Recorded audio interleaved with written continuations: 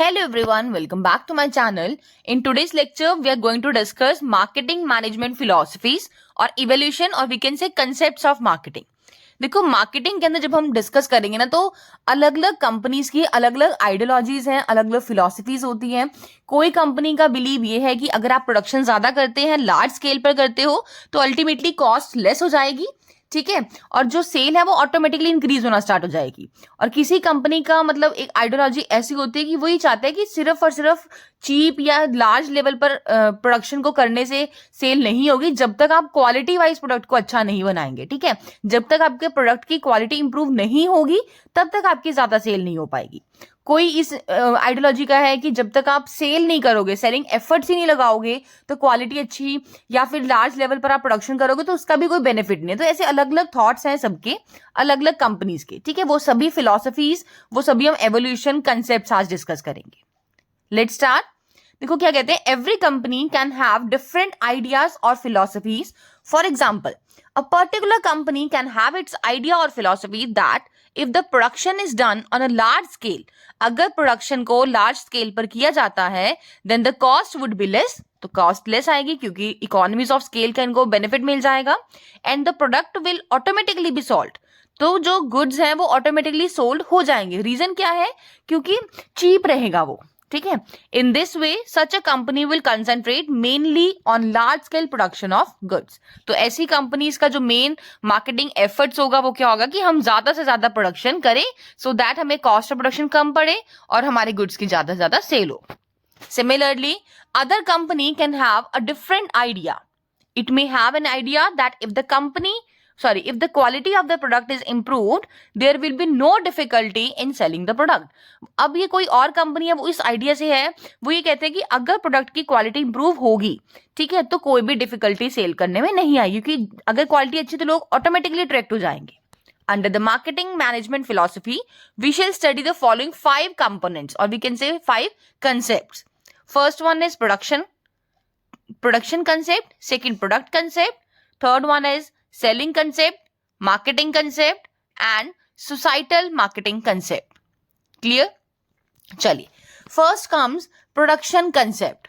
देखो production concept में क्या कहा गया है, those companies who believe in this philosophy think that if the goods and services are cheap and they are made available at many places, there cannot be any problem regarding the sale.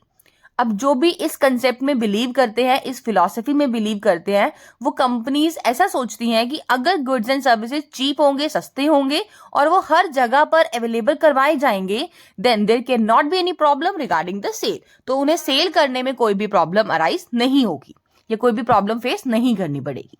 Keeping in mind the same philosophy, these companies put in all their marketing efforts in reducing the cost of production and strengthening their distribution system.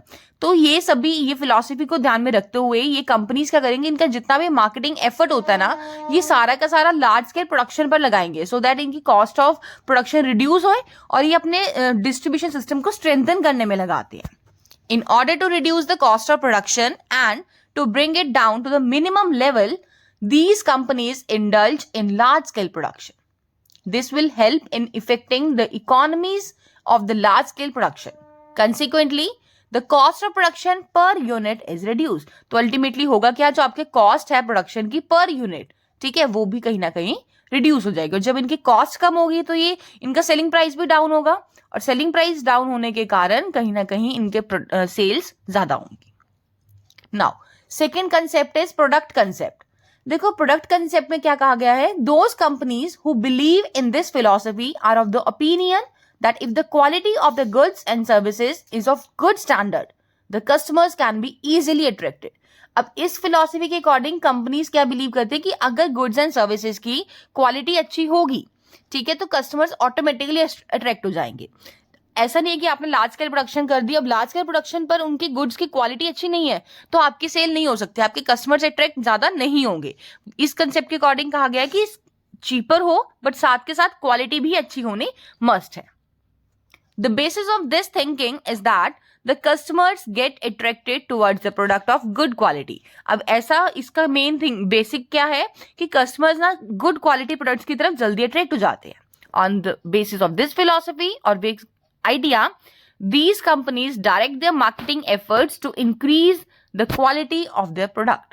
तो इस philosophy को, इस idea को mind में रखते हुए ये companies अपने जितने भी इनके मार्केटिंग एफर्ट्स होते हैं ना, वो सारे के सारे क्वालिटी को इंप्रूव करने में, क्वालिटी को इंक्रीज करने में लगाते हैं. ठीक है. फर्स्ट कंसेप्ट क्या था? प्रोडक्शन, मतलब ज्यादा चीपर हो और आपके गुड्स एंड सर्विसेज अवेलेबल हो अगर एट मेनी प्लेसेस, तो कहीं ना कहीं आपकी सेल्स इंक्रीज होती हैं. ये फिलॉसफी है इसकी. और सेकंड है आपका प्रोडक्ट. ये कहता है कि अगर आपके गुड्स एंड सर्विसेज की क्वालिटी अच्छी है ना, then the customer can be automatically attracted. ठीक है. Now third one is selling concept. देखो सेलिंग कंसेप्ट में क्या कहा गया है? Those companies who believe in this concept think that leaving alone the customers will not help. Instead there is a need to attract the customers towards them. वो क्या कहते हैं कि आपने अच्छा सामान बना दिया, अपने गुड्स की क्वालिटी को भी इंप्रूव कर लिया.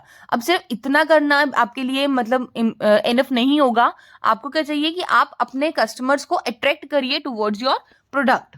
दे think that goods are not bought. अब वो ये सोचते हैं गुड्स खरीदे नहीं जाते, गुड्स को सेल किया जाता है. They think that goods are not bought but they have to be sold. The basis of this thinking is that the customers can be attracted. Keeping in view this concept, these companies concentrate their marketing efforts towards educating and attracting the customers. अब इस marketing concept का main motive क्या है कि हमने क्या करने, अपने सारे efforts लगाओ कि customer को attract करने में और customer को educate करने में about your product. In such case, the main thinking is that selling what you have. आपके पास जो भी है आपने उसको सेल करना है. इस तरह के अपने एफर्ट्स को पुट करना है. Now fourth concept is marketing concept.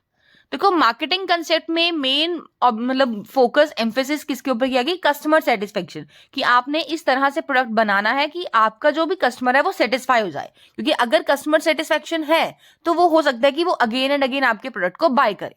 अगर आपने ऐसा कोई प्रोडक्ट बनाया, क्वालिटी अच्छी है बट कस्टमर सेटिस्फाइड नहीं है, तो आपकी सेल एक टाइम पर इंक्रीज होगी but longer period of time के लिए वो इंक्रीज नहीं होगी. देखो, those companies who believe in this concept are of the opinion that the success can be achieved only through the customer satisfaction.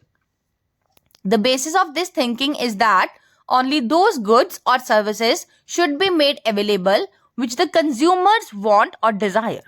हमने क्या कहा है? इस कंसेप्ट के अकॉर्डिंग ये बोला गया कि हम सिर्फ और सिर्फ उन्हीं गुड्स एंड सर्विसेज को अवेलेबल करवाएंगे जो कि कस्टमर चाहता है.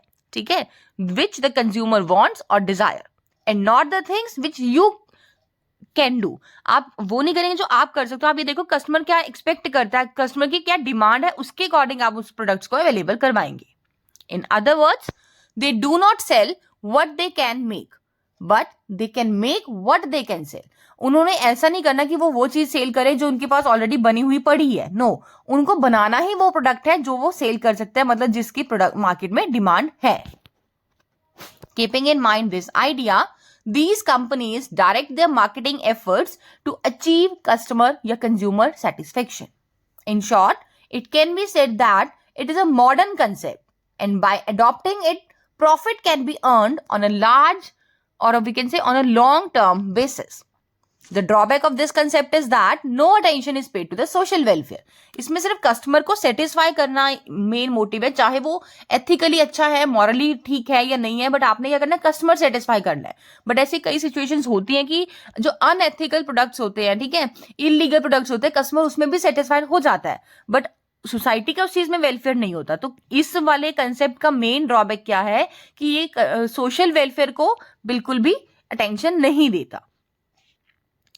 Now next one is societal marketing concept.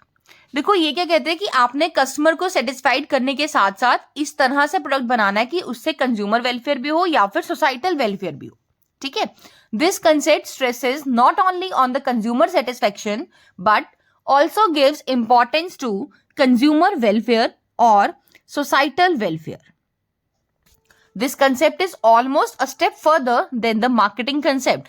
ये एक तरह से मार्केटिंग कंसेप्ट का एक्सटेंशन ही माना गया है क्योंकि उसमें आपने कस्टमर सेटिस्फेक्शन था, इसमें कस्टमर सेटिस्फेक्शन के साथ साथ आपने कंज्यूमर वेलफेयर या फिर सोसाइटल वेलफेयर भी करना है. Under this concept, it is believed that mere satisfaction of the consumer would not help and the welfare of the whole society has to be kept in mind.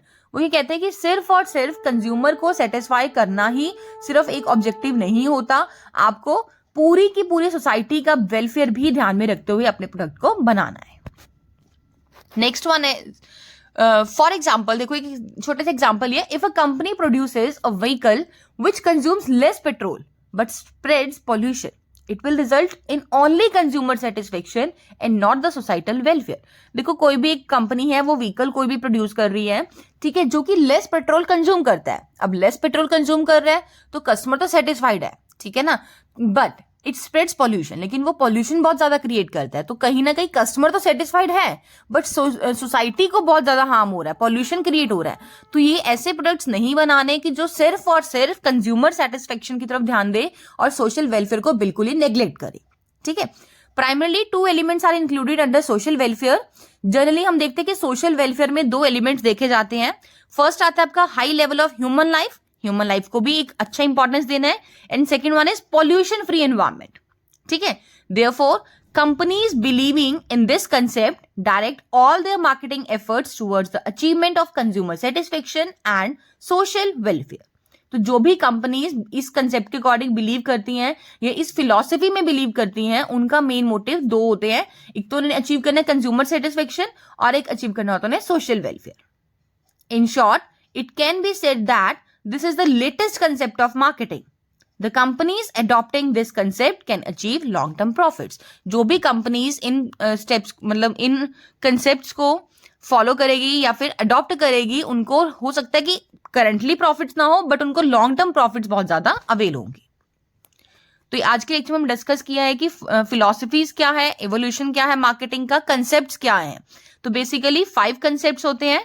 First है production concept, जिसमें एक आ गया कि goods अगर cheaper होंगे या available करवाए जाएंगे एट मेनी प्लेसेस तो प्रॉब्लम नहीं आएगी कोई भी सेल करने में। सेकंड था प्रोडक्ट कंसेप्ट, वो कहते हैं कि अगर लार्ज क्वांटिटी में आपने प्रोडक्शन कर दी बट उनकी क्वालिटीज अच्छी नहीं है तो आपका सेल नहीं होगा। तो मेन फोकस इस कंसेप्ट का क्या है कि अगर आपके गुड्स की क्वालिटी अच्छी है तो कस्टमर ऑटोमेटिकली अट्रैक्ट हो जाएंगे और सेल भी एनहांस हो जाएगी। देन आता है सेलिंग कंसेप्ट, तो वो कहते हैं कि सिर्फ और सिर्फ गुड्स लार्ज प्रोडक्शन करना या गुड्स की क्वालिटीज को इंप्रूव करना इनफ नहीं होता। जब तक आप सेलिंग एफर्ट्स नहीं लगाएंगे, आप अपने कस्टमर्स को अट्रैक्ट नहीं करेंगे, तब तक आपकी कोई भी सेल नहीं होगी। जब तक आप अपने कस्टमर्स को इन्फॉर्म ही नहीं करोगे कि मार्केट में किस टाइप का प्रोडक्ट अवेलेबल है, किस फीचर्स के साथ अवेलेबल है, तब तक आपके प्रोडक्ट की सेल नहीं हो सकती। देन आया मार्केटिंग कंसेप्ट, इसमें मेन फोकस क्या है, कंज्यूमर सेटिस्फेक्शन के ऊपर, ठीक है। देन और इसकी ड्रॉबैक था कि सोशल वेलफेयर को ये नेग्लेक्ट करके चलता था।